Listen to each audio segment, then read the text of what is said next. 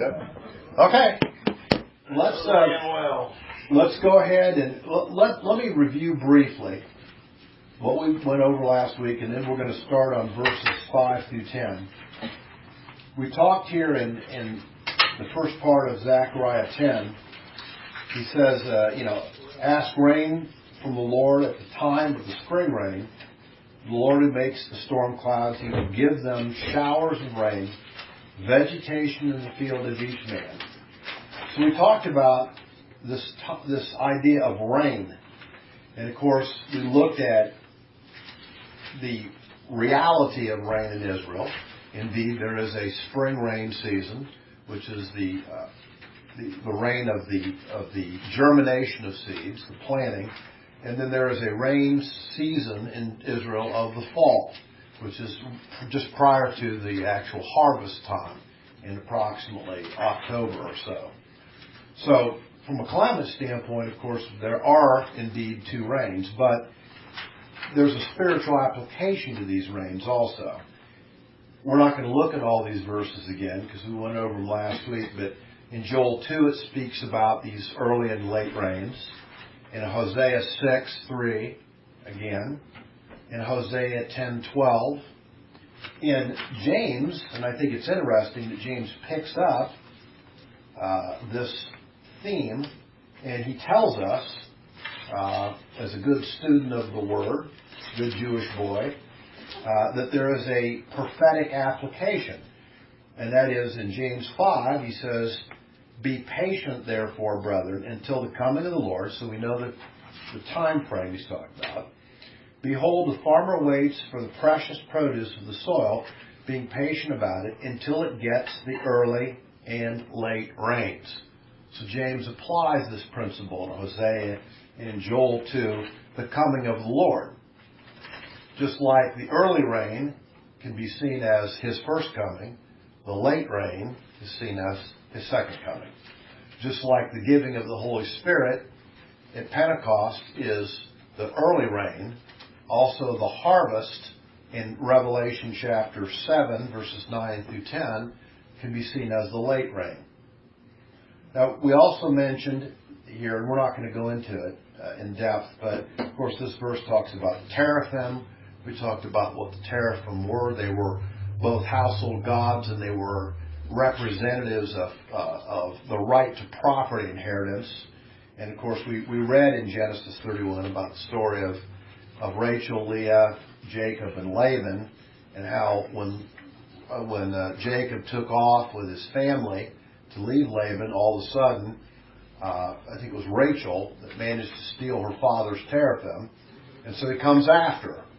And they finally have a confrontation at this place about that issue. Now, we also see in here, in this section, a discussion about shepherds. He says, actually in the end of verse 2, he says, therefore the people wander like sheep, they are afflicted because there is no shepherd. And then he says, my anger is kindled against the shepherds, and I will punish the male goats, and we discussed what that meant, went into verses about that. The Lord of hosts has visited His flock, the house of Judah, and he goes on. And as I told you last week, and we're going to discuss this now in more depth this week, as we go into chapter 11, it's a discussion about the false shepherds, the true shepherd, and a particular shepherd called the IDOL shepherd. So it's a very interesting discussion that we'll go into as we get into chapter 11. Now we also saw in verses 3 and 4 that God was angry at these false prophets, these false leaders of Israel. And we see that, and then we talked about what the reference to he-goat was. We showed the references in Daniel and also in Isaiah 14:9. And we saw there's a constant spiritual contrast between the true sheep and the goats. And of course, we see verses like in Matthew 25, the judgment of the sheep and goats. We see verses in Ezekiel 34:11 through 17 about, again, separating the sheep and the goats. And of course in Jeremiah 50. Messiah is seen in the Old Testament as the true shepherd versus the false shepherds.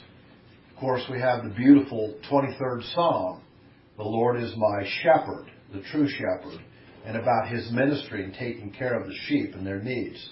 We also see references to God shepherding in Psalm 80 verse 1 and in Psalm 95 verse 7.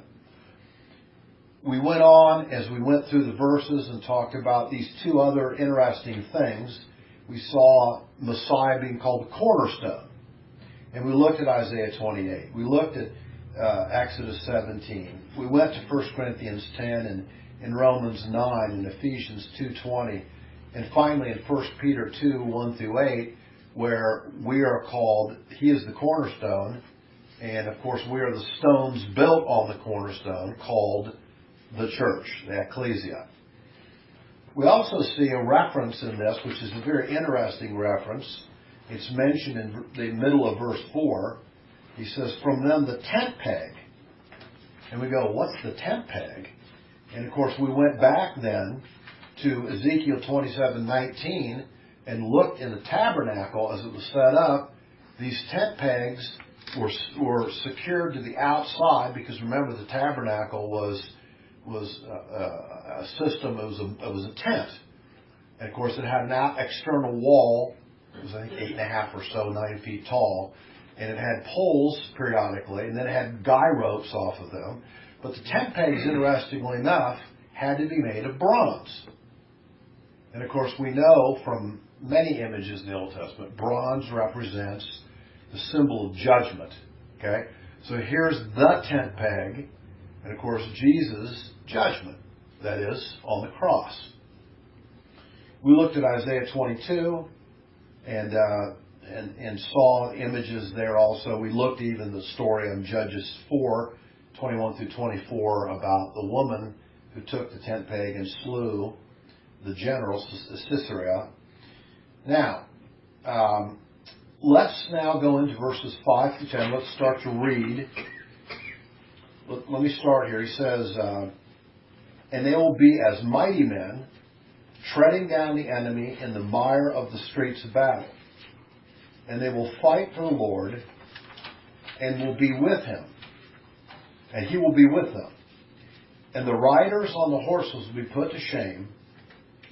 And I shall strengthen the house of Judah, and I shall save the house of Joseph, and I shall bring them back, because I have had compassion on them. And they will be as though I had not rejected them. For I am the Lord their God, and I will answer them. And Ephraim will be like a mighty man, and their heart will be made glad as if from wine. Indeed, their children will see it and will be glad, and their heart will rejoice in the Lord. I will whistle for them to gather them together, for I have redeemed them, and they will be as numerous as they were before. When I scatter them among the peoples, they will remember me in far countries, and they with their children will live and come back. I will bring them back from the land of Egypt and gather them from Assyria, and I will bring them into the land of Gilead and Lebanon until no room can be found for them. Now, that should be clear already. But you might want a little help breaking it down. So let me give you a little help here. There was only 2 more verses and we were done. Yeah. It's true. And then I had to stop and make a problem. Let's go next week. The hanging Chad. In verse 5, it says, they will be as mighty men treading down the enemy in the mire and in the streets of battle. You say, what does that mean? Well, it's a reference to the time of Christ's second coming. If you'll turn over from Zechariah 10 to Zechariah 12:8, you see that there'll be an event that will occur at the time of his return at the Mount of Olives. As he enters into Jerusalem, it says in Zechariah 12:8, and in that day the Lord will defend the inhabitants of Jerusalem, and the one who is feeble among them in that day will be like David, and the house of David will be like God, like the angel of the Lord before them. And it will come about in that day that I will set about to destroy all the nations that come against Jerusalem. So there's going to be a battle in Jerusalem at the very end of when Christ returns there at the Mount of Olives. He will come and he will support the fighters, the Israeli army, and they will overcome their foes with great might, not because they're so mighty, but because, as it says clearly, they're supernaturally strengthened. 10 will be like one. They'll be given supernatural ability and supernatural power at that point. It says also, if you'll notice, it makes a reference to the fact that God will gather Israel in those days after scattering them. Of course, when did he scatter them? What's the most recent time that they were scattered in history? 70 AD. When Rome comes in and takes them away and disperses them ultimately through the whole earth. So they were scattered. Of course, there was no Israel from then on until 1948. It says, but they'll be regathered, and it says from Ephraim to Judah. Ephraim is used as an idiom many, many, many times in the Bible as the area of the north. Israel, what we call Israel, okay, the north end when there was an Israel and Judah. And of course, Judah has always been referred as the southern part. So it says that he'll gather them like one whistles to gather sheep or animals, as a shepherd does. In other words, as he, quote, whistles, and it's time for them to all be gathered in the country, they will come. Of course, the major time that occurred was in 1948, where all of a sudden, and I mean all of the sudden, the UN agrees in UN Declaration 118, I think it was, that there should be a national Israel. They decide it, the resolution passes in November, and in the following May 14th, there's a national Israel. That sudden. You know, think about how many hundreds and hundreds of years the Jews prayed that Israel would be made back in a nation its own land. I mean, the rabbis prayed for that for century after century after century. And it seemed for all those centuries like nothing was happening at all. And then, bang, it happens. God moves. Well, they must have thought when all the Jews were being exterminated that it would never happen. Absolutely. They must have, I mean, they had every reason to doubt the promises that we've read here about the regathering. How could they be regathered when you see this level of extermination of Jews? How could you say the Jews would be protected in their own land during the Crusades when they were hunted down? You know, and you go through the history of Europe from the 12th to the 19th century. You know, to be a Jew was a dangerous thing. Mm-hmm. It was a dangerous thing, yes. And no group has ever been dispersed amongst other population and maintained their Identity. And then 1900 years later, we're gathered into their own nation. It's an absolute miracle. I mean, anyone that looks at the gathering of Israel has to conclude, if they're serious, that it is a miracle of God, you know, against all odds. Now, I want to make a note here. You say it's a plan of his? Absolutely, it's a plan. He says here, you will be regathered. Right. And so is it really an absolute miracle? Or Yeah. it was just what he had determined and this is the way it was going to be? It's both. Okay. It's both because Okay. from the standpoint of all circumstances and odds against it, Mhm. it is a miracle. It's the logic versus reality. Exactly. It's Statistically. statistically impossible, but yet it happens. But I see what you're saying too. It's not, you know, so proof from getting everything straightened out. It's just, Okay, don't worry you about wouldn't believe that it could happen. If you're not a believer, you're not going to believe it's going to happen. Right. And if you look at what Hitler did, you look at World War I even, and prior to that, you wouldn't believe. How do they have that kind of faith to hang on to what God said? Because they were given the land with the Abrahamic promise. The Jews have always believed in the Abrahamic covenant. You know, the history of Judaism has always been tied to Israel. And they believed the promises all the way through Isaiah and the other prophets that eventually it would be regathered. And you know, if you read the stories of the rabbis all through the centuries, they're constant prayers for Israel, gathering of Israel. That's what we call Zionism. Okay? Zionism is the regathering. It's just like their belief in the temple right now, and Yes. all the efforts that they're Right. going through to make that happen. I want to make an important note, because there is a tradition of what's called the 10 lost tribes of Israel. Have you ever heard that tradition? It goes from a misunderstanding to absolutely bizarre, because you have theories of the 10 lost tribes ending up in Great Britain, and Great Britain was populated by the 10 lost. I mean, it becomes bizarre as you follow this thing through. What they're referring to is that when the Assyrians invaded the north in 721, they came through the northern part and stopped like 3 miles north of Jerusalem. And God said through the prophets, Assyria will invade, but they will not take the south. Now, what you find happens, and I want to show this to you in the scriptures, okay, is that when the Assyrians progressed from the north towards the south, many, many, many Jews from all the northern tribes came south. Okay? So turn to 2 Chronicles 11. I want to show you historically in the Bible what really happened. 2 Chronicles 11.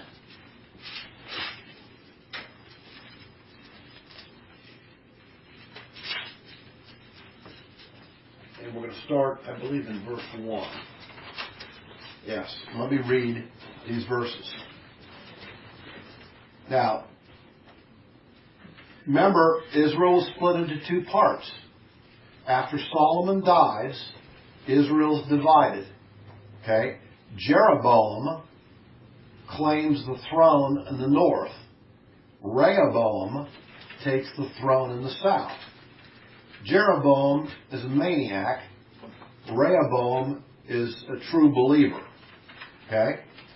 So it says, when Rehoboam had come to Jerusalem, he assembled the house of Judah and Benjamin, 180,000 chosen men who were warriors, to fight against Israel to restore the kingdom to Rehoboam. So they're ready to go try to take back and unify. But the word of the Lord came to Shemaiah, the man of God, saying, speak to Rehoboam, the son of Solomon, the king of Judah, and to all Israel in Judah and in Benjamin, saying, thus says the Lord, you shall not go up or fight against your relatives. Return every man to his house, for this thing is from me. So they listened to the words of the Lord and returned from going against Jeroboam. They were forbidden to do it because God had already prophesied, I will take care of Jeroboam in the north. I'm going to have Assyria invade. Okay? So Rehoboam lived in Jerusalem and built cities for defense in Judah.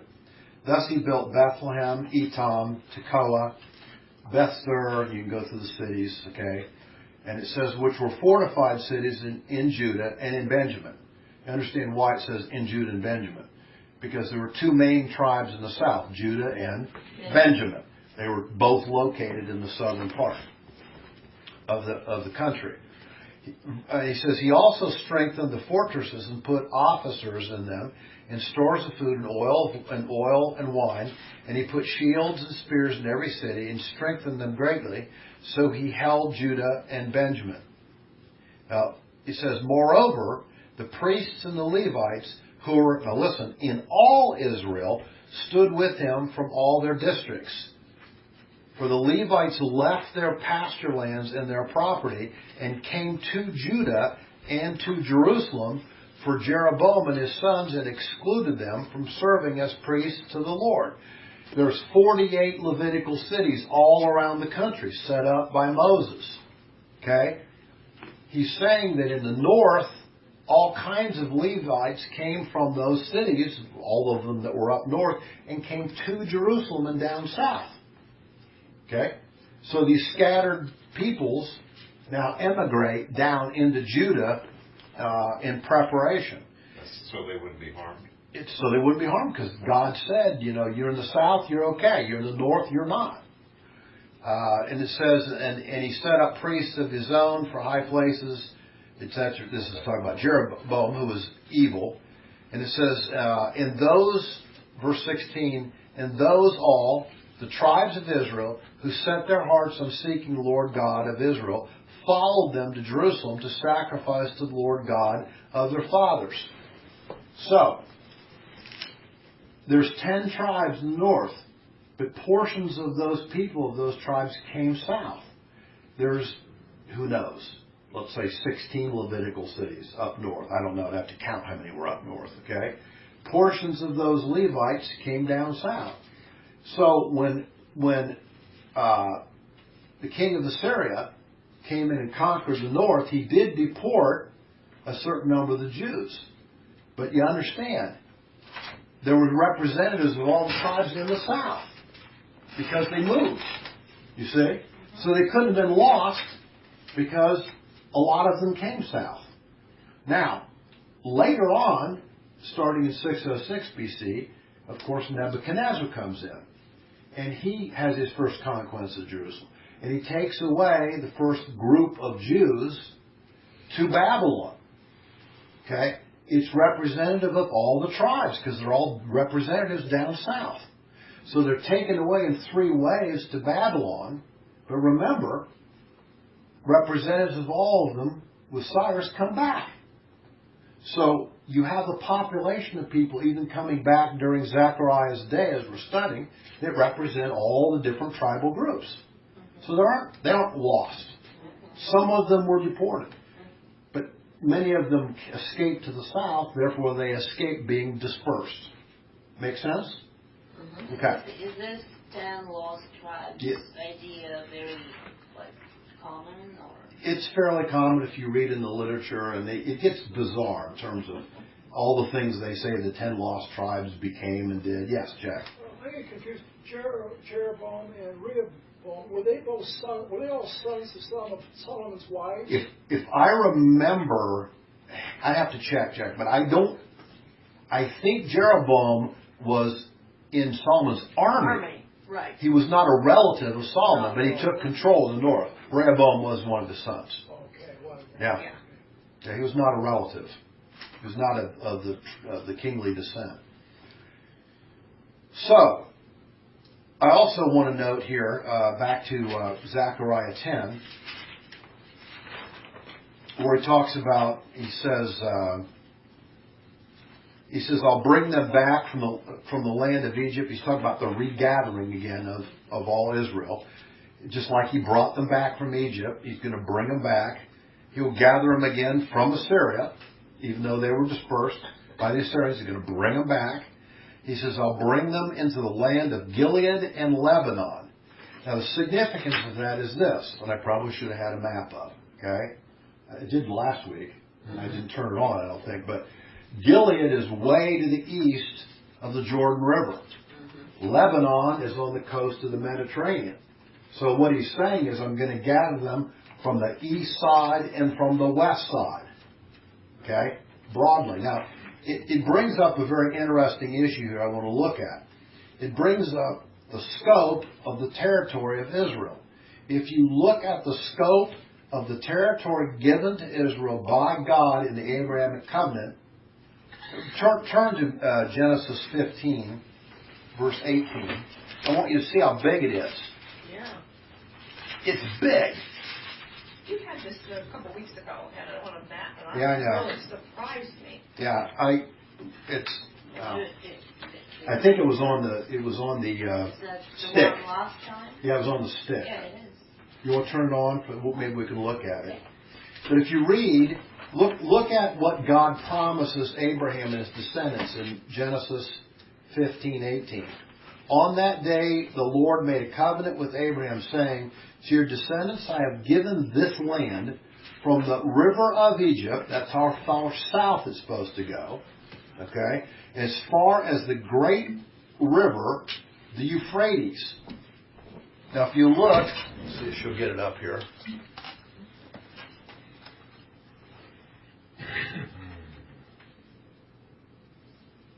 see.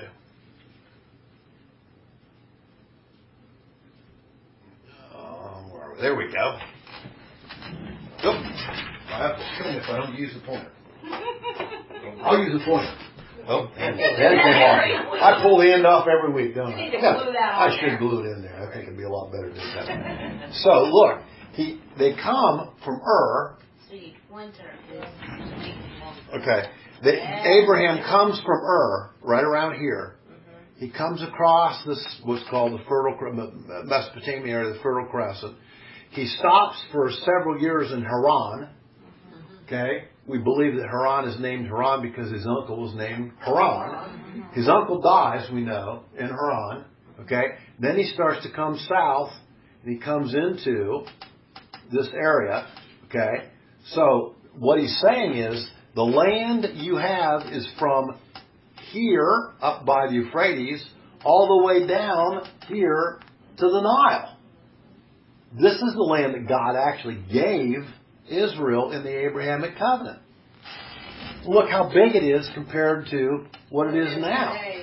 Okay? Did Israel ever possess this territory? No. Not, well, under Solomon, in a sense they did, because they did expand under Solomon. Because they had part of it, then Solomon expanded. Yeah, yes. David expanded it, Solomon expanded it. But the point I guess I'm trying to make is this. When you look at this, and you look at the promise, let me read the promise again, in Genesis 13. It's important to understand this. 13, I think it's 14 through 17. And the Lord said to Abraham, after Lot had separated from him, now lift up your eyes and look from the place where you are, northward and southward, eastward and westward. For all the land which you see, I will give it to you and to your descendants forever. That's a long time. That's a long time. And I will make your descendants as the dust of the earth, so that if anyone can number the dust of the earth, then your descendants can also be numbered. Arise and walk about the land through its length and its breadth, and I will give it to you. Then Abram moved his tent and came and dwelt in the oaks of Mamre, where he was at Hebron, and they built an altar to the Lord. So, I think the interesting question, reading these things, is the question about all of the efforts by the United Nations to partition the land. They want to give more and more to the Palestinians. They want to take more and more away from Israel. You know, they are flying in the absolute face of God to do this. God will never allow it. Even if it occurs temporarily, I guarantee you it will go back. Because God has promised so clearly, you will be in the land, in the territory. All right? So, all these efforts come to naught. Also, you might want to look, just for a minute, at Isaiah 49. Go all the way back to the middle here, kind of, the Bible, Isaiah 49.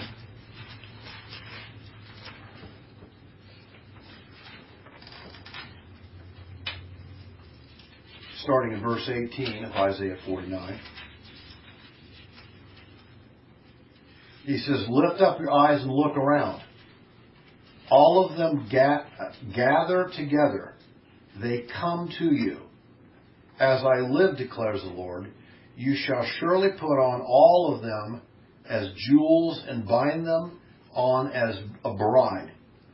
For your waste and desolation places and your destroyed land, surely now you will be too cramped for the inhabitants, and those who swallowed you will be far away. The children of whom you were bereaved will yet say in your ears, the place is too cramped for me. Make room for me that I may live here. In other words, Israel will eventually be populated by many, many, many Jews. And of course, that's what we're seeing. We saw even before Israel, the UN resolution, people were illegally coming into Israel. Okay? They would take boats. They would try to go through the British blockade that they set up to come into the land. once May 14th occurred, huge immigration occurred, and it's occurred ever since. Your country has had a huge immigration of Russian Jews into Israel. You know, we have increasingly more American Jews that are going to Israel. I mean, they continued every year, have more and more people come. And recently, Netanyahu, as there have been more and more, terrorist attacks, says, "Come back to the land. You're welcome." He says to any Jew, "You want to come? You come." Look what he's building. Oh yeah. So do they provide for people? Sure. They put them on a kibbutzim. They equip them for jobs. They find how they can fit in. They make them part of the economy. Absolutely. They're excellent at doing that. They're also putting a lot of Jews in the West Bank and those areas. Yes. We learned last week at church that the French Jews are going back in by the drove. They are, because they realize what's happening. They're going to be murdered in France by the Muslims if they don't move. That's right. Tim, quick question. Yes. Why did they give up that land between Hebron, clear on over there to the Nile in the 7-Day War? We had them back clear up to the Nile. Yeah, they did, and I think it was because of the peace treaty agreement between Egypt and Israel that was established, which is held to this day. And Jimmy Carter was the one that negotiated that. So I think they gave them back part of that land, although they held on to the Negev. Israel still has the Negev. In other words, where Masada is and down south, the Dead Sea, all the area down there is still under Israel's control. But it's just a big desert. Yeah. Well, You know? all the land is, as far as I know. Well, So, they have watered it, and a lot of it is flourishing. it's true. They created into an agricultural. Did you realize that something like 80% of the produce of Europe comes from Israel? It's huge. Israel, Of what? of the produce of Europe comes from Israel, Western Europe. Huge importation of produce from Israel. Like food? Food, produce, Yeah. lettuce, celery, all kinds of that. Matzah crackers. Yeah. Big date. It's And the reason is, because the Jews have set up these vast agricultural areas in God Israel. bless the land. It's very, once they irrigate it and set it up, it's extremely fertile. They grow a huge amount of produce. And Europe has problems with workers, laws, all this stuff, so they just buy it from Israel rather than grow enough of it for themselves. well, prior to World War II, there was a big push after World War I because the scientists knew that there wasn't going to be a sufficient amount of food to feed everybody in Europe because they didn't have natural manure back then in order for them to fertilize it. And so the Jewish people were involved very deeply. Some were, some weren't, but in creating nitrogen. Mm-hmm. Lots of inventions. Let's look at let's read verses 11 and 12 of Zechariah 10. It says, "And he will pass through the sea of distress and strike the waves at the sea, so that all the depths of the Nile will dry up, and the pride of the Assyrians will be brought down, and the scepter of Egypt will depart, and I will strengthen them in the Lord." That is, who's speaking, obviously? God. Messiah is speaking. "I will strengthen them in the Lord, his Father, and in his name they will walk, declares the Lord." Actually, it's interesting. The actual Hebrew phrase for "they will walk" is that they will walk up and down and to and fro. That's literally what it says in Hebrew. What is it that God told Abraham that we just read? Walk the land. Walk the land, north, south, east, and west. So this is speaking of when Messiah returns. Okay?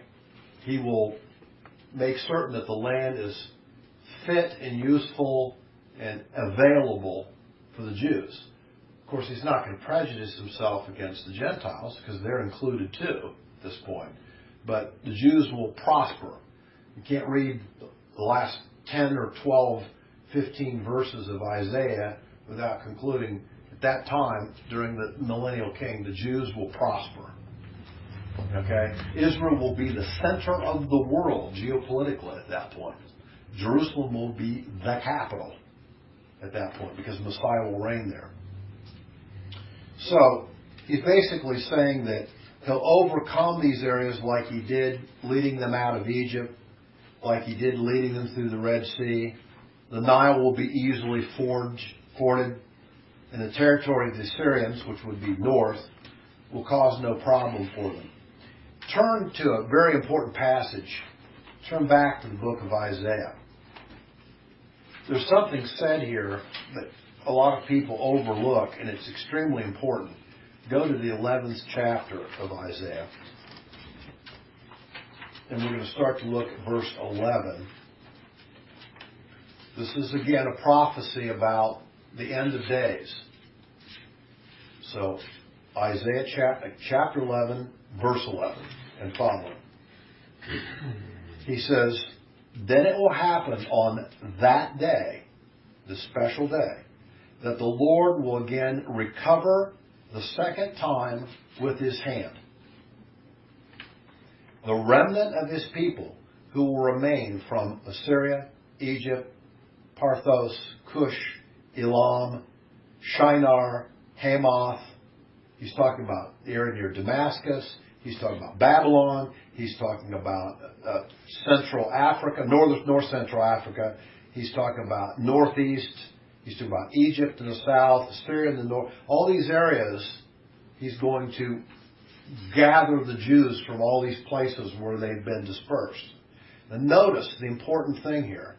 He says, in that day, he says he will recover for the second time with his hand.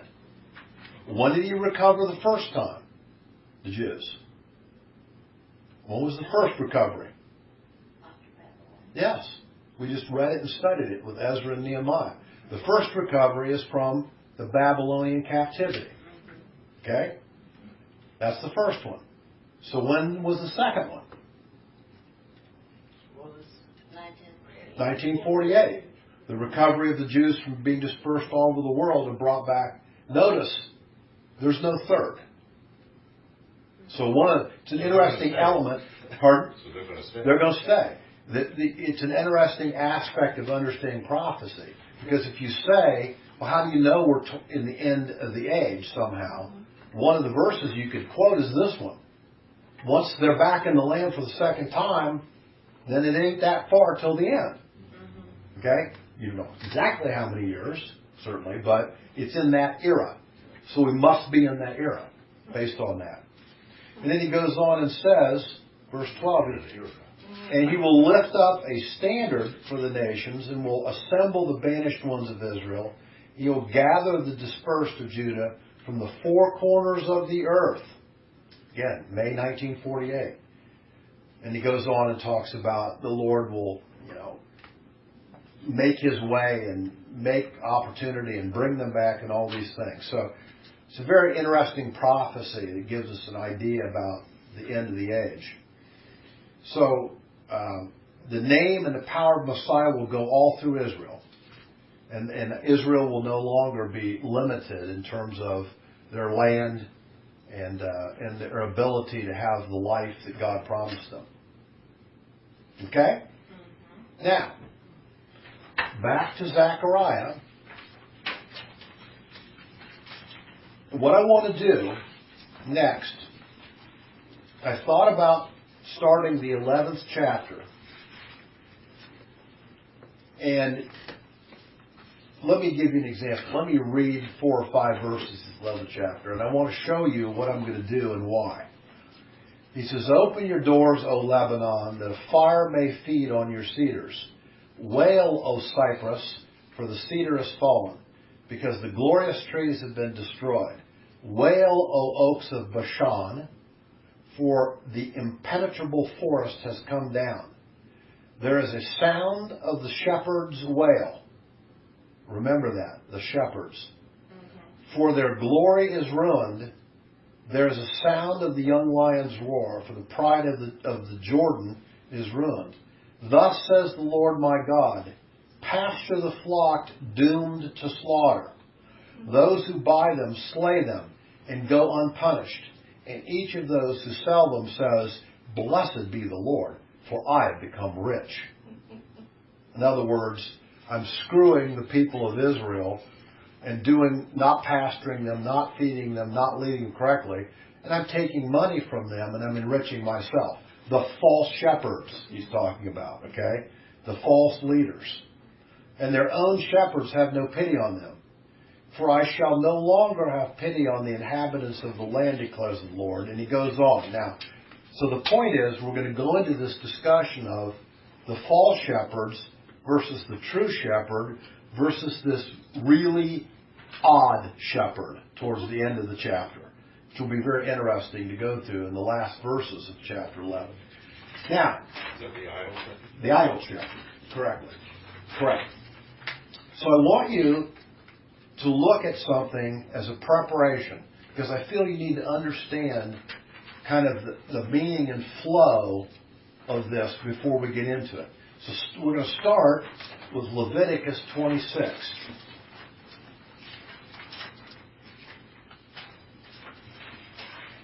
What I want you to understand is what it means that Israel, what is the iniquity of Israel. I want to show you what it is. Okay? We'll start though in Leviticus 26, verses 39 through 42. Okay? Iniquity means sin. The iniquity. The sin. 39 through 42 of Leviticus 26. For those of you who may be left will rot because of their iniquity in the lands of your enemies, and also because of the iniquities of their forefathers, they will rot away with them. So he's talking about what happens to the Jews if they do not follow the Lord.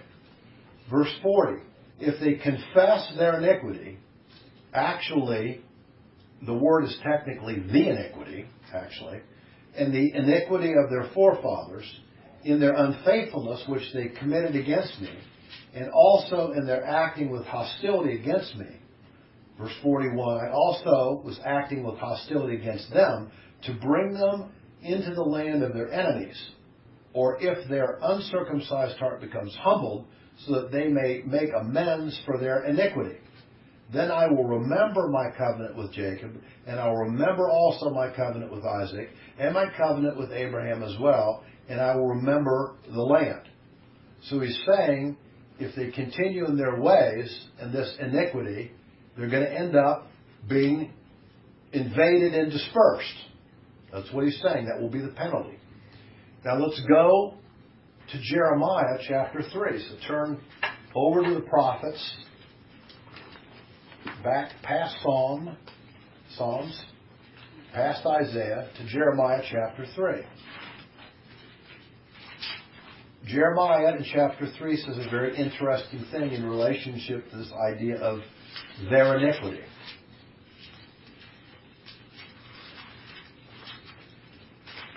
Jeremiah 3, and we're going to start in verse 12. He says, go and proclaim these words towards the north and say, return, faithless Israel, declares the Lord. I will not look upon you in anger, for I am gracious, declares the Lord. I will not be angry forever. Only acknowledge your iniquity, that you have transgressed against the Lord your God, and have scattered your favors to the strangers under every green tree. In other words, they've absolutely given all the blessings of God gave them away to everyone else. They've compromised. Okay, they've allowed false religions to be involved, idol worship.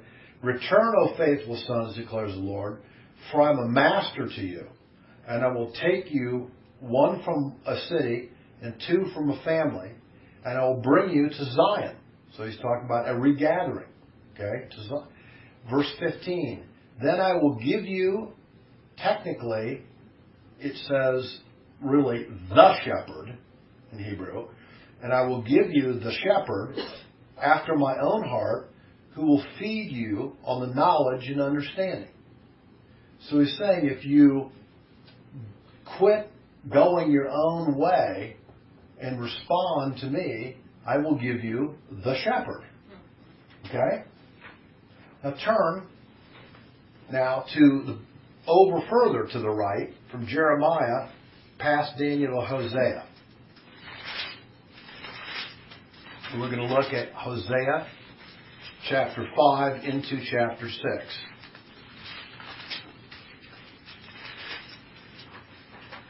We'll start in Hosea 5:15. He says, I will go, now listen, he says, I will go away and return to my place until they acknowledge their guilt and seek my face. In their affliction, they will earnestly seek me. So he's saying, I will go away. I will eventually come back. But in the process of me going away before I come back, they're going to end up having to acknowledge their guilt, and they're going to have affliction. And because of it, they're going to seek Him. Right? He's saying, in this prophetic word, he's saying, I, Messiah, will come, but then I'll go away. But then I'll finally come back. But I won't come back until they've acknowledged their iniquity. And during the time before they finally acknowledge it, they're going to have suffering and affliction. That's what he says in that verse. Okay? Go to verse 1 of the next chapter. Come, let us return to the Lord, for He has torn us, but He will heal us. He has wounded us, but He will bandage us. He will revive us after 2 days, and will raise us up on the third day, that we may live before Him. Now it's interesting, you don't have to turn here, but in 2 Peter 3:8, Peter makes an interesting statement. He says, to the Lord, a day is like 1,000 years. Now if you take that as an interpretation, which I think Peter's giving us, he's saying, in 2 days I'll come, but I'll leave, but in the third one I'll come back. Well, what's the third day? We call it the millennial reign of Christ, the third 1,000 years. Okay? 2,000 years, and then He'll come back, and then there'll be a third 1,000 years of the millennial reign. Interesting verse, isn't it? Well, how do you interpret that versus today? That after He left, after He ascended, after His death, there'll be 2 days. 2,000 years. Yeah, and we're real close on that That's one. today. Okay? That's why I asked the That's question. today. Peter tells us a day is 1,000 years to the Lord. Okay, so I think that's the proper interpretation of this verse. We're close. We're close. Okay? Then he says, verse 3, so let us know, let us press on to know the Lord. His going forth is as certain as the dawn, and He will come to us like, again, the rain. So His return is like the fall rain. Okay? Like the spring rain watering the earth. So again, another image of the spring and the fall rain given here. So basically, he's saying that Messiah will come, but He'll go away. He'll not return until the Jews will acknowledge Him as their Messiah. This acknowledgement or lack of acknowledgement of Him as Messiah is called their iniquity. Their underline the sin of Israel. Matter of fact, in John 1:11, you don't have to turn Lack over. of them acknowledging Messiah. Yes, and I'm going to show you in the New Testament how this plays. In John 1:11, here's this famous verse by John the Apostle. He says, I can get to the right page. It says, Jesus, He came to His own, and those who were His own did not receive Him. This is the rejection of Messiah. This is the iniquity of Israel. Now let me show you how this plays when Christ is in His first appearance on this earth. Okay? As He's ministering during His 3.5 years. Turn to Matthew 23. I want to show you a series of interactions between Jesus and what He considers to be the false shepherds of Israel, called the Pharisees. He considers them the false shepherds of Israel. So turn to Matthew 23, and I want to read a few. Here's Him addressing who He calls the false shepherds, the Pharisees. Starting verse 24. He says to them, "You are blind guides who strain out the gnat and swallow a camel. Woe to you, scribes and Pharisees, you hypocrites! For you clean the outside of the cup and of the dish, but inside they are full of robbery and self-indulgence." In other words, they like the appearance of looking righteous, but there ain't any righteousness found in them at all. "You blind Pharisee, first clean the inside of the cup and of the dish, so that the outside of it may become then clean also. Woe to you, scribes and Pharisees, you hypocrites! For you are like whitewashed tombs, which on the outside appear beautiful, but inside they are full of dead man's bones and uncleanliness." There's an image. "Even so, you too outwardly appear righteous to men, but inwardly you are full of hypocrisy and lawlessness. Woe to you, scribes and Pharisees, hypocrites! You build the tombs of the prophets and adorn the monuments of the righteous, and say, if we only had been living in the days of our fathers, we would have been partners with them. We would have not been partners of them in shedding the blood of the prophets." In other words, if the prophets of the Old Testament would have been now, we would have honored them. We wouldn't have killed them like those bad Jews did back then. Okay? Verse 31, but they did.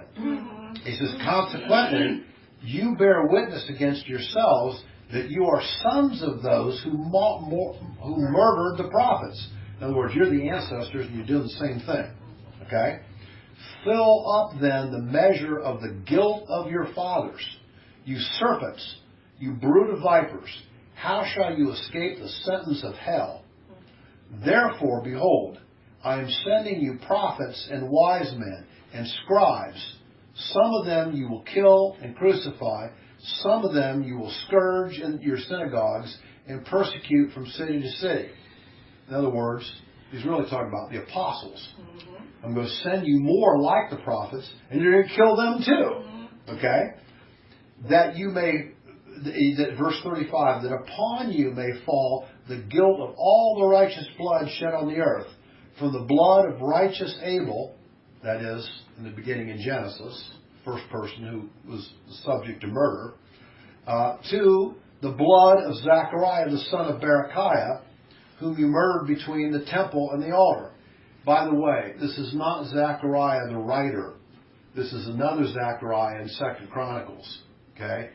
He lived prior to the Zechariah that we're talking about. He may have been, yes, it's not the same person, okay? Because it's a different era. Okay? But he was also a prophet during the time of the kings in 2 Chronicles, and he told the kings some things that they didn't want to hear, so they murdered him.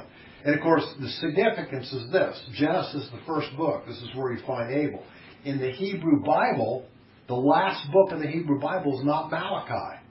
It's 2 Chronicles. So he says from Genesis, from the first to the last, from the first book of the Bible to the last book of the Hebrew Bible, you've done this. It's recorded all the way through. It's consistent in your behavior. He says, "Truly I say to you, all these things shall come about upon this generation." So, the Pharisees Jesus considered to be the false, unfaithful shepherds of Israel. He states they have the same attitudes as those who killed the Old Testament prophets because they did not like the message they heard. Let me read this to you. This is in 2 Chronicles, what I'm going to read you. And it's at the very end of 2 Chronicles, at the very end of the kingship of Israel, okay? 2 Chronicles 36. having gone through all this account, we believe that Nehemiah wrote 2nd Chronicles, by the way. Oh, really? Yes. So look at you can turn if you want to, but it's 2 Chronicles 36, 15, 16. Here's a summary statement after all the history of the kings of Israel and Judah. And the Lord, the God of their fathers, sent word to them again and again by his messengers, because he had compassion on his people and on his dwelling place. But they continually mocked the messengers of God, despised God's words, and scoffed his prophets, until the wrath of the Lord arose against the people, until there was no remedy. The remedy was he dispersed them. He brought Assyria in first and then Babylon second. Can I ask a very basic question? Yes. If you go into a synagogue and they're talking about this, why don't they get it? Because I mean, it's as plain as day. it is. So And why don't they understand? And What am I missing? if you were a Hasidic Jew, you would understand it better as a conservative. If you're among the more liberal traditions of Judaism that have evolved, you would not get it at all, because the liberal traditions allegorize everything. To them, it's not literally true. It's just an allegory. It's just a story that's interesting. You gotta be kidding. No, that's the way they view it. That's the way the liberals view it. In if you go to the liberal Protestant churches, the liberal denominations, the liberal Episcopals, they don't literally believe the Old Testament or the New Testament. They see it as allegorical. They take and choose what they want, just like the Jews did about the prophets. If you say something we like, we'll listen. If you say something we don't like, we won't. Same principle. But aren't their eyes blind? The other thing, the second part I was going to say, Ann, and that's exactly right. In Romans 11:25, Paul says about the Jews, their eyes have been blinded to the Messiah until the day in which he is revealed and they accept him. So they just can't see it. So then why are so many moving back to Israel? Because they know that there's something important is happening. How? Because Israel's become a nation again. Yeah. Because after century, and they do believe, even some of the most liberal will grant the whole principle of Zionism, that God would eventually bring them back to the land. And they're being persecuted. And of course that's increasing it now, because in Europe they're fodder for the Muslims now. So many of them are getting out of Europe because they realize the handwriting's on the wall, just like it was in 1934 in Germany. Mm-hmm. Handwriting's on the wall, smart people get out. And that's what they're doing in They're Europe. also being persecuted in the United States, particularly in the universities. Yes, true. Of course, Christians are too. Lots of liberal commentators now talk about the plague of America are white Caucasian Christians. Look, they're writing about how bad white Caucasian Christians are. They're ruining the country. They're ruining America. They're ruining, the globalist mentality. They're ruining, all these things. It's a lot of writings about that out on the internet now. Okay, but given those circumstances you're talking about, okay, why are we going from, and I'll use the term Reaganites and Jerry Falwell, to where we are today? In what sense? What you just said, in terms of not paying attention, persecution, the light. Because I think what's happened is there's been a spiritual move in this country. There's been a spiritual significant change. We're now entering a new era, I believe, spiritually. And the era is no longer what the First Amendment means. Okay? They interpret it entirely differently. You have no right to say anything, according to liberals, that would offend them. No, they're all over this. They can't. They're making spots in universities they call safe ideological zones, places that the students can come so they can talk to each other and not have the harsh voices of conservatives telling them things they don't want to hear. They're setting up rooms for these morons in universities. UCLA has a building, I believe, dedicated to this purpose. Well, It's crazy. One university actually kicked everybody out of the university. Is Evergreen College in Washington, yeah. They not only kicked, all white people had to get off campus. They insisted. Okay? Well, there was this is a liberal college. This is not a conservative university. There was one white professor who was also a liberal. He was a Hillary supporter, all this. But he refused because he said, I got people to teach. So what did they do? They made death threats against him. And the death threats were so bad that campus police had to come and literally safely take him out of his office and remove him to outside the university so he didn't get killed by them. Just what, 2 weeks ago? Yeah. Yeah. And what did he do again? He just wouldn't leave the campus He wouldn't leave. because he wanted to teach. He's a professor. He was white. He was Why white did he have to leave the campus? because the liberal students said every white person had to be off campus. Well, who are the Oh, students? I mean- What's their race? They're Muslim, they're black? They're Muslim, they're black, they're various groups, but there is this movement of great antipathy towards anything that's conservative. You can't any longer discuss with these people principles. They won't hear you. They're furiously angry, and you know how many Trump supporters in these rallies have they attacked? Beat people, beat them up, just because they were conservative. And you should see the tweets out there. Well, that's now. why shooting happened. Yeah. Now here this guy walks into this baseball park. He asks a congressman who's leaving, are these Republican or Democratic members of Congress? He says Republican. He leaves, so he takes his SKS. I think he had the rifle. They have yet to say it was an SKS. Yeah, well, I read it was an SKS, but it was 7 points. Anyway, and started shooting because they were Republicans.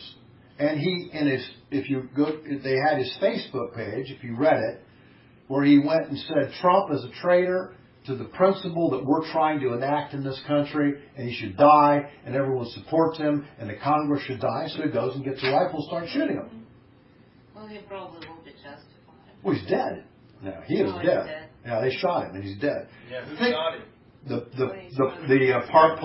park police that were guarding the Capitol Police. That were, a couple of them were The there. person that shot him was a black female. Was it? Okay. She's the one that got him. She's Okay. the one that dropped him. But you see this mentality. You know, it's interesting. You know, particularly for myself, maybe others of you that were on campus in the late '60s. You know, you had the anti-war movement. Big time. Okay, what was the crux of the anti-war movement? Freedom of speech, freedom to gather, freedom to protest. They used it like a banner. And all campuses all over. Providing you had a van. Yeah, exactly. And you wore tie-dye, okay? But, you know, that was the basis on which they promoted the anti-war agenda. The government never said they didn't have that right, though when they started to riot, they sent in the police various times. And question authority. Yes, you can question authority. They would sit around and they would have, and I remember this clearly, you'd be on the Oval and you'd have all these discussion groups, anti-war people. Okay, right? You remember it? Do I ever? Oh, yeah. You know, they talk about, you know, this is terrible, and they go through the history of you know, the invasion of Indonesia by the French, and then the first part of the advisors in the early 60s, late 50s, the Americans, and they go through all this, and you'd have a discussion with them. But, you know, they didn't say to you, if you agreed, we're going to kill you, and you didn't say to them, if you disagreed, we're going to shoot you. You just had a discussion. We were going to Okay, get there. what I don't understand is about the situation at the university, Burn the buildings. what you said. What? I mean, who told white people have to There are these groups emerging that are these radical left groups of students and people. They're sponsored and funded by George Soros. I was there. They give them money. They create these organizations. these organizations then spew this hatred. Okay, all right. So they tell everybody, okay, you're white, you have to leave. Yes. And everybody just laughed. For the day. For the day. Some did for the day, but this one professor wouldn't. It's non-white day. It's only one professor who Yes. wouldn't. Yes. Just like this. At least, yeah, that's the one they had the issue with. Okay, But if they- then, no, we those have an students, all-white day did then they too, did or- they threaten? To kill him. No. Did they threaten the rest who had to leave? Well, they said everyone had to be on the off the campus that was white or else. Okay. You don't exactly know Okay, what the or else was, but except in his case. Are they gonna have an all-white day now, or? No. No, of course not. Yeah, wouldn't, Okay. wouldn't the guy have at least a Did they single have ounce of guns? common That's sense? my question. No, People I don't think who they did. threatened them. No, Okay, then why they left? because there were death threats verbal death threats against the man, such that the campus police said he was unsafe. Certainly was unsafe. They thought students would grab him and beat him up, so they took him off campus to keep him safe. I'm not talking about And they're not letting him professor, back on but either. we'll forget about it. Are you having trouble? What's the I don't understand what you're having trouble with. Apparently, no one understands me today. No, well, just say again. We're Well, listening. calm down and pay some attention to what I'm I asking. am. Go ahead. Are you? Mm-hmm. I say, the story happened just because of that one professor, or actually everybody who were white or whatever had to leave. Everyone that was white had to leave. They complied. They So demanded. my professor question is, who said that? That those radicals groups. Yes. say. Okay. Wasn't the Why university. Why those white agreed to leave? That's my question. Well, because they think that they should be sympathetic with the radicals. Because remember, these university professors are very liberal individuals, so they have sympathy with this movement. Okay, I am a white student at that university. Someone comes and say, you have to leave because you're this or that or you're Russian. I say, I'm paying the same money as you do, fight me. I understand that, I except heard what she said there. the problem is, for instance, you had what's her name? The blonde mid-40s woman, Ann Coulter. Very well-spoken, very bright, Yeah. white woman in her Ann Coulter. You ever read any of Ann Coulter stuff? Yes. Okay. Ann Coulter went to, wasn't UCLA, it was, which Well, they Cal had a State? riot. No, it wasn't Cal State, it was You're talking about, University of California at Davis, I think it was. yes, Okay, you're talking about Soros and Yes. people he paid to get in there. exactly. So she goes because she wants to give a speech at the university. Okay? He organized students of this leftist mentality, hundreds of them. They burnt a building, they torched the place, they set barrels on fire to prevent her from speaking.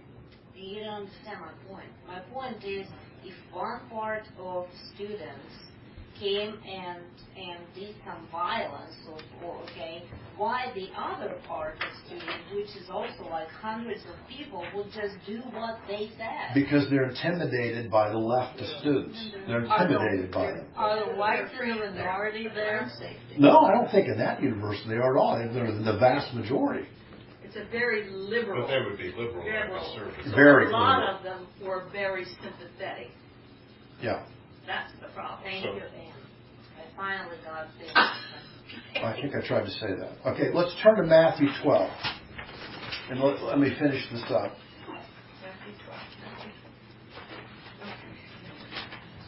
Matthew 12.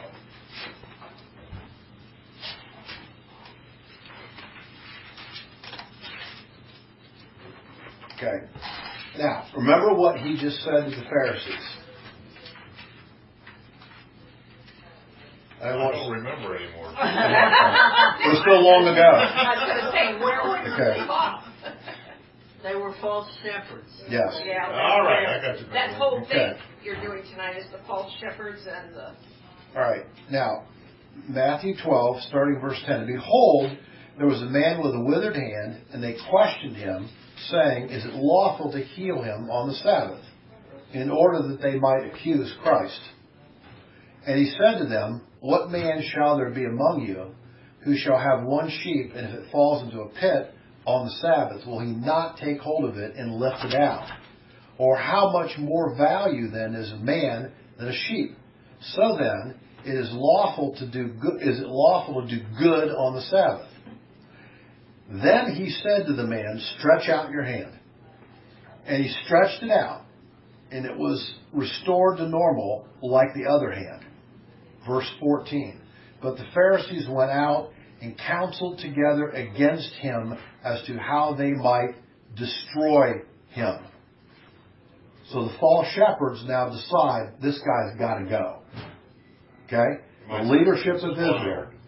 Yes. Conspired. So they didn't want the real explanation. They wanted. Well, they wanted to catch him. Yeah, catch him. Based on their rules. Yeah. And Stupid reason. in some ways, they're saying a sheep is more important than this man. Well, and their laws are more important than this man's health. Right. Clearly. Now I want you to go to Matthew 12, and we're going to look at two sections here of Matthew 12. And I want you to see something. Matthew 12, 22 to 32.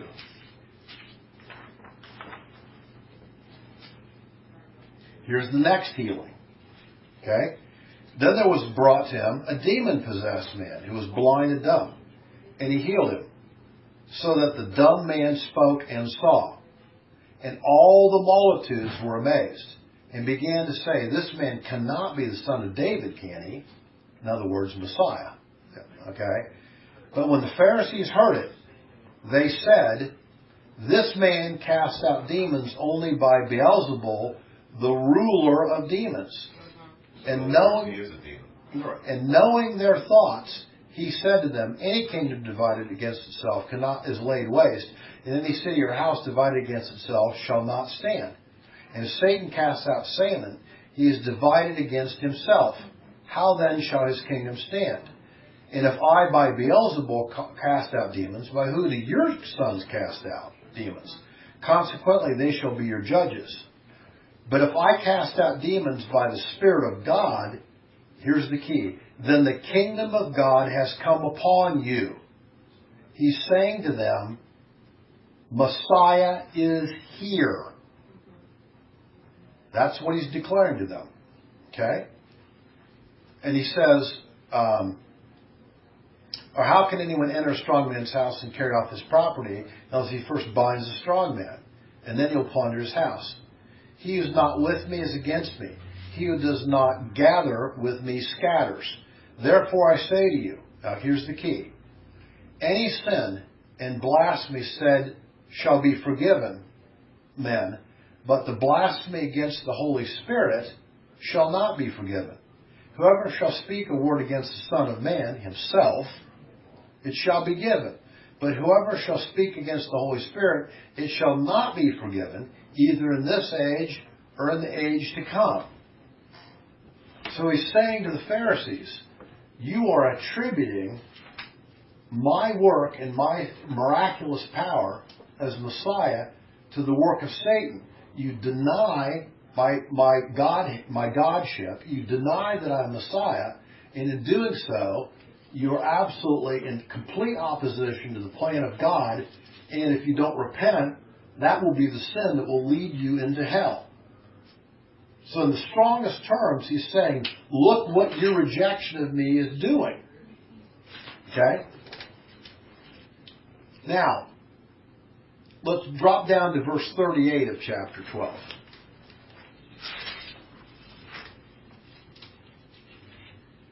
Then some of the scribes and Pharisees answered him, saying, Teacher, we want to see from you a sign.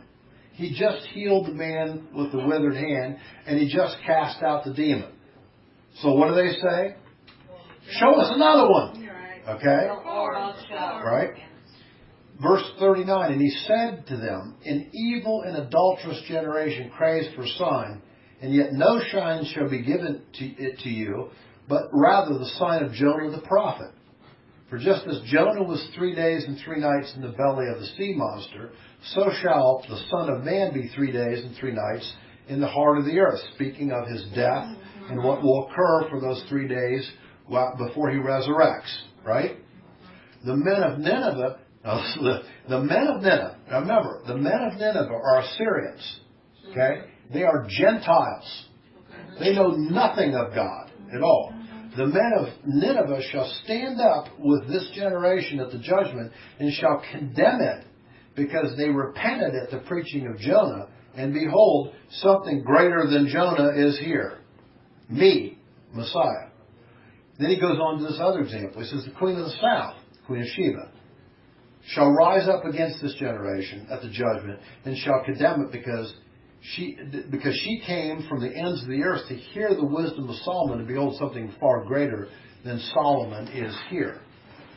So, this is the declaration of the denial of Christ as Messiah. The iniquity of Israel, it's called. Okay? And Jesus says that as a result, because of their denial of Him, that they will suffer. Remember in Matthew 24 at the sermon He gives, okay?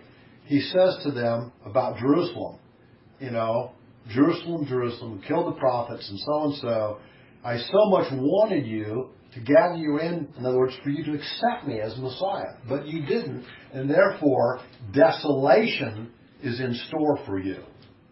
And then he goes on to say, because of your rejection, not one stone of your precious temple will be left on top of any other stone in the future. Which is exactly what the Romans did, of course. Okay? So we see this theme through the Scripture of the false teachers, the false shepherds, and the true shepherds. And I think you're going to see when we go next week into Zechariah 11, this will continue this theme about the false shepherds, the true shepherd, and this third person called the idol shepherd. Now, I want to point one more thing out, just kind of anecdotally to you. You close chapter 12 of Matthew, okay? Their rejection of the king, right? Look at what Jesus does, starting in verse 1 of chapter 13. On that day, Jesus went out of the house and was sitting by the sea. And great multitudes gathered to him, so that he got into a boat and sat. This is going to be, of course, what? The Sermon on the Mount, okay? He got into the boat and sat down, and the whole multitude was standing on the beach. And he spoke many things to them in parables, saying, behold, the sower went out. Okay, he talks about this parable, right? But drop down to verse 10. And the disciples came to him and said, why do you speak to them in parables? And he answered and said to them, to you it has been granted to know the mysteries of the kingdom of heaven, but to them it has not. For whoever has, to him shall be given more, and for him who has abundance, but who does not, even what he has shall be taken away. That's all the things about Israel, even their country.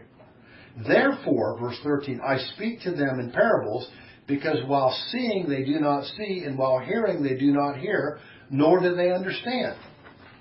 In other words, because they rejected him as Messiah, he no longer directly teaches to them, because they've already made their decision. So now he starts to speak in parables. Why? Because if someone hears the parable and is interested in it, then they have to think about it, and they want to understand it. In their heart, there's the desire to understand the parable, to learn the truth. And that's why from then on, he spoke in parables, because of his rejection as the Messiah. I didn't know. Yeah. I thought I'd connect that for you here. So, all right. So, next week, we start into the first verse of Zechariah 11. And there's 11, 12, 13, 14. Yes. There's a few more chapters. And we The get 14 chapters which will feed the soul. Yes. Mm-hmm. So, Michael, close us in prayer so we can go eat. Heavenly Father, again, we're in your debt with this book, Lord. We just praise your holy name for allowing us to have this precious gift from you. And we value it greatly, Lord. And with this information, we are able to do your work on earth and also see your present coming. So thank you, Lord, again for this precious gift. In your precious name, we give you thanks. Amen. Amen. Good job.